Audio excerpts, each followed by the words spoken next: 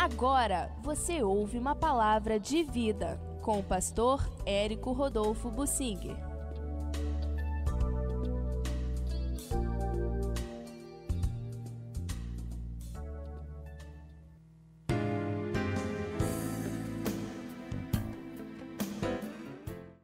No livro de Oséias, nós encontramos uma profecia no capítulo 9, em que Deus rejeita Efraim.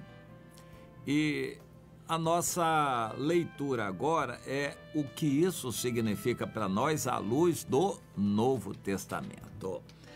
Bem, o texto ali diz o seguinte: o profeta é sentinela contra Efraim, ao lado do meu Deus.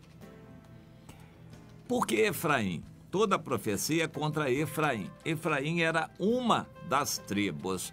Mas nós vamos lembrar o seguinte: Efraim era o filho mais novo do José, que nasceu no Egito, e na bênção do Jacó, ele passou na frente do Manassés. Manassés era o mais velho, Efraim o mais novo. Aí o Efraim passou na frente, ficou como primogênito. E como o José também foi declarado primogênito, o Rúben perdeu a primogenitura.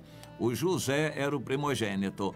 E do José, o Manassés, que era o primogênito, foi passado pelo Efraim. Então, Efraim ficou como primogênito do José, que era o primogênito de todos os filhos de Israel. Então, o Efraim passou a ser a tribo mais importante, a tribo líder de todo o Israel. Por ocasião do reinado de Salomão, o povo já estava dividido. Salomão morreu, aconteceu com o Roboão a divisão. 10 tribos ficaram com o norte, 2 tribos ficaram com Judá ao sul, em Jerusalém, Judá e Benjamim. As outras tribos ficaram ao norte, sendo que delas o Efraim seria a tribo líder.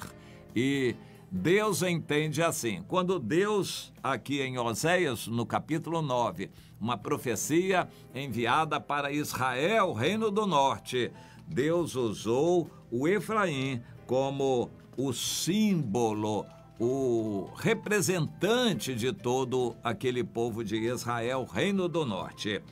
O Senhor se lembrará das suas injustiças e castigará os pecados deles. E mais adiante, no versículo 11, o Senhor diz: quanto a Efraim, a sua glória voará como a ave. Uma linguagem poética. Não haverá nascimento, nem gravidez, nem concepção, por causa da calamidade. Ainda que eles venham a criar seus filhos, eu os privarei deles, diz o Senhor. Ai deles, quando eu deles me apartar. E aconteceu, Deus se apartou deles. Efraim, como planejei, seria como Tiro, plantado num lugar aprazível, mas Efraim, ao contrário, levará seus filhos ao matadouro. Dá-lhes, ó Senhor, que lhes darás? Dá-lhes um ventre estéril e seios secos. O Senhor diz: toda malícia se acha ali, e eu passei a aborrecê-los, por causa da maldade das suas obras. Eu os lançarei fora da minha casa, já não os amarei, porque eles são todos rebeldes. O meu Deus os rejeitará. Interessante. Essa profecia contra Efraim, na verdade, é contra todo o reino do norte. Depois que se separou de Judá com o Jeroboão, eles se tornaram um povo que se encaminhou para a rejeição do Senhor. Por fim, Deus os rejeitou. Samaria foi destruída, que era a capital, em 722 a.C., e a maior parte do povo morreu, e os que sobraram foram levados para o cativeiro. Ficou na terra um pouquinho de gente, os rabiscos, que depois foram sendo consumidos também. esse povo de Israel, Reino do Norte, representado aqui pelo Efraim. Por ora, naquela ocasião, Judá estava preservado para a continuidade da aliança com Deus. Deus queria continuar a aliança com Israel através de Judá. E durou um pouquinho mais até que eles foram para o cativeiro, mas Judá voltou do cativeiro, continuou no período interbíblico. A cidade de Jerusalém foi totalmente destruída logo depois de Jesus, no ano 70 da nossa era. Até hoje o templo está destruído. Os judeus nos últimos tempos estão retornando para a terra prometida de Israel, mas a aliança antiga está rompida. Hoje existe uma nova aliança no sangue de Jesus para todos que quiserem. E breve, depois da grande tribulação, o Senhor voltará a fazer uma nova aliança com o seu povo, com Israel. Uma nova aliança, porque a antiga foi anulada. Mas isso só vai acontecer com o remanescente de Israel que sobreviver à grande tribulação. A grande tribulação vai matar no mínimo 90% de todos os judeus. Isso a gente depreende de cálculos e entendimento das calamidades que virão sobre a terra e a grande tribulação, principalmente sobre Israel. Isto vai dizimar a população de Israel, do mundo todo, mas de Israel também. O anticristo perseguirá principalmente Israel. E a ira do anticristo vai ser com o povo de Israel, porque a igreja já terá sido arrebatada. O anticristo, preposto de Satanás, não poderá fazer nada contra a igreja, porque a igreja verdadeira terá sido arrebatada. Mas ele vai pelejar contra a igreja que não é verdadeira e contra os judeus que também já tiveram a sua aliança rejeitada. Vamos procurar entender. O Senhor diz, aquele povo de Israel, Reino do Norte, rejeitou a minha aliança. Por causa disso, eles serão dizimados, mortos, o Senhor os rejeitou. Judá, mais tarde, também foi rejeitado pelo Senhor. O Senhor rejeitou toda a descendência de Israel, ou a aliança com aquele povo. O Antigo Testamento foi encerrado, a antiga aliança foi encerrada, e então entrou a época do Novo Testamento, que também está prestes a ser encerrada.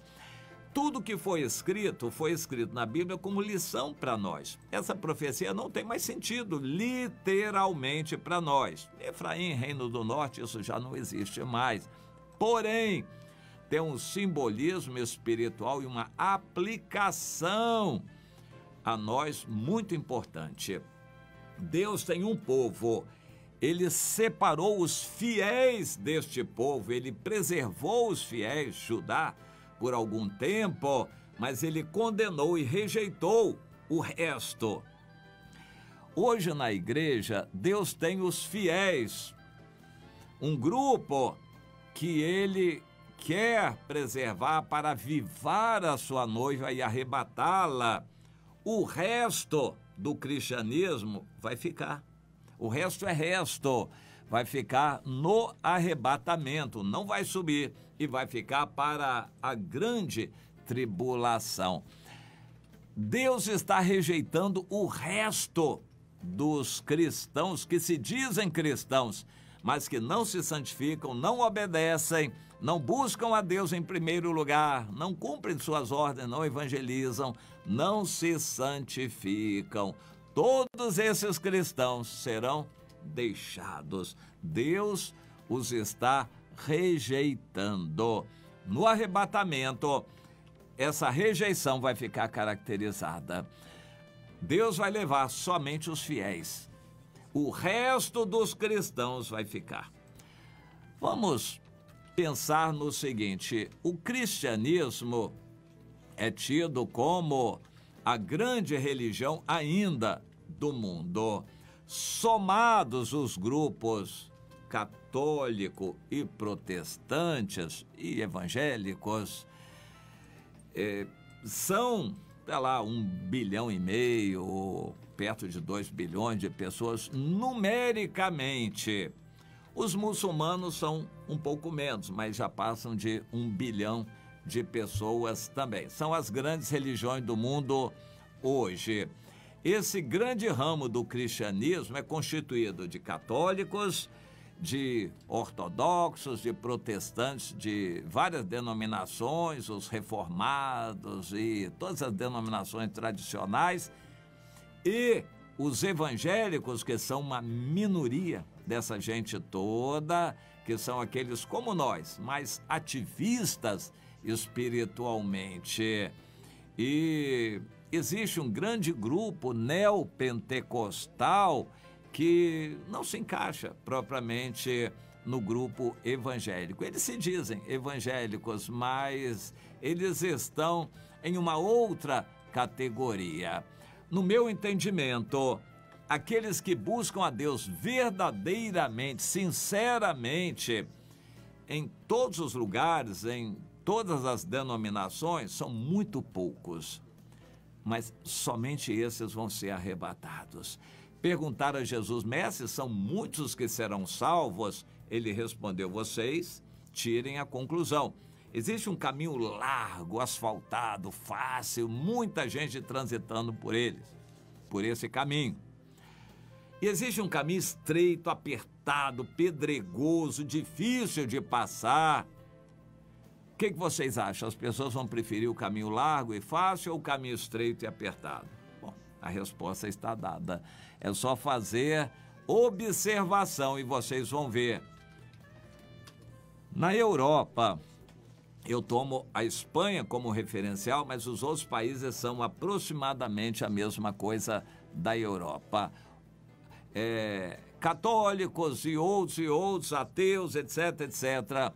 Quando os outros grupos religiosos aí, incluídos todos, inclusive nós evangélicos, são 2,5% da população. Ou seja, evangélico meu, talvez nem 1% na Europa, na Espanha. Na Europa, quando muito, 2%, só para você ter ideia se é muito ou pouco. Pois é, nem todos os evangélicos ainda serão salvos e arrebatados.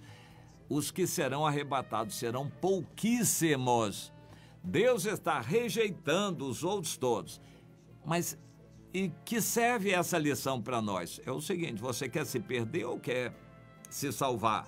Você quer ir no caminho largo e fácil, inclusive da maioria dos evangélicos, neopentecostais, denominações tradicionais? Você quer seguir nesse caminho ou você quer ficar no grupo de ativistas que buscam um avivamento, um renovo? Onde você quer ficar? Pense bem e entenda essa situação. A maioria será rejeitada pelo Senhor no arrebatamento. Só vai subir aquele pouquinho dos fiéis.